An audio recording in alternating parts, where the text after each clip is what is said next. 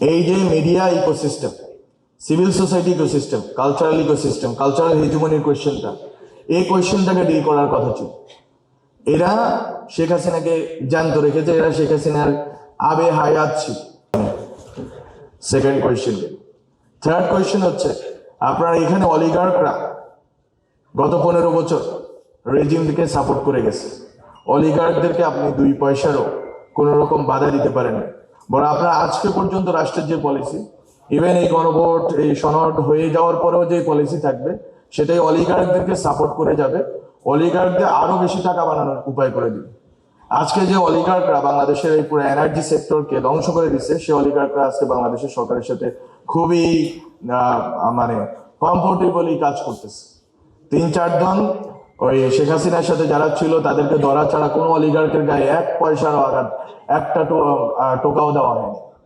ফলে অলিগার্করা যখন রয়ে গেছে, ফোর্থ কোয়েশ্চেন যেটা আমরা বলতে চেয়েছিলাম যে কিসে পরিবর্তন আনতে হবে, তাহলে আপনি সম্পদের ক্ষমতা কাঠামোতে পরিবর্তন আনলেন না, আপনি এটাকে ঝুলিয়ে রাখলেন পরবর্তী সংসদের জন্য, জানি না কি হবে।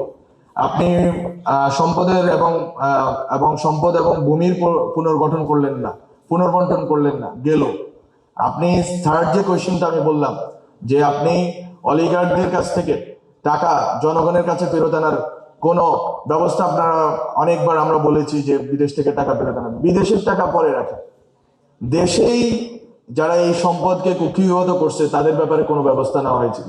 দেশেই তো অনেক অলিগার্করা লুকিয়ে আছে, দেশে অলিগার্কদের এই দালালরা বসে বসে মিডিয়া চালাচ্ছে, আপনার কালচার করে বেড়াচ্ছে, আপনার সকল প্রতিষ্ঠান করতেছে, এবং এখন নতুন পুরাতন সব দলগুলোকে ফান্ডিং করতেছে। তো আপনি এদেরকে সরাইতে পারলেন না, অথবা এদেরকে ভাঙতে পারলেন না। সরানো তো সম্ভব না, ন্যাশনাল ক্যাপিটাল বলতে একটা জিনিস আছে, জাতীয় পুঁজি তো আপনি ধ্বংস করতে পারবেন না, এটাকে আপনার রিডিস্ট্রিবিউট করার কথা ছিল, আপনি থার্ডটাও পারলেন না।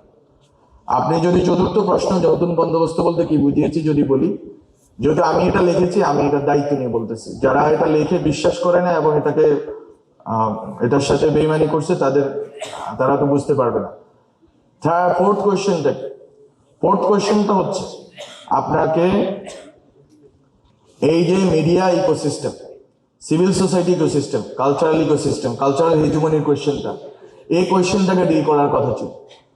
এরা শেখ হাসিনাকে জ্যান্ত রেখেছে, এরা শেখ হাসিনার আবে হায়াত ছিল, শেখ হাসিনার জন্য এরা আবে হায়াত ছিল। সেই জিনিসগুলোকে কি কোনো রকম আপনার ডিসমেন্টল করা গেছে? না। আপনি যদি বলেন, এবার বলেন যে ভাই আপনি তো মিডিয়ার দায়িত্ব ছিলেন, আপনি কি করলেন? এখানে অনেক মিডিয়ার লোকরা আছে, আমি নিজের দায়িত্ব জবাবদিহিতা দিতে বাধ্য জনগণের কাছে, কারণ জনগণ আমাকে ওখানে পাঠিয়েছে। আমার নিজের কোনো সক্ষমতা ছিল না, যতটুকু আমি আমার নিজের মানে বুদ্ধি সাহস দিয়ে যতটুকু এগোতে পেরেছি, কিন্তু অবশ্যই জনগণের